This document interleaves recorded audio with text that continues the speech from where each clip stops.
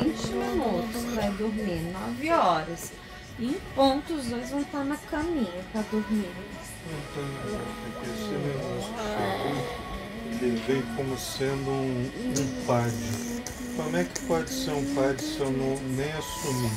Se eu não tinha nem número de SEI? Eu não criei o número do SEI. O SEI já é meio que automático, você não tinha senha, nada disso. Mas você não pode responder um PAD se você sair. Pois é. Não tem como você responder um PAD se você Eu sair. estava lendo ali a legislação, eu cheguei a assumir, mas eu não me apresentei no hospital. Eu não fiz o meu cadastro, eu nunca entrei nesse sistema. Receber uma calificação digital. Como é que abre um processo desse? Vocês fizeram de sacanagem.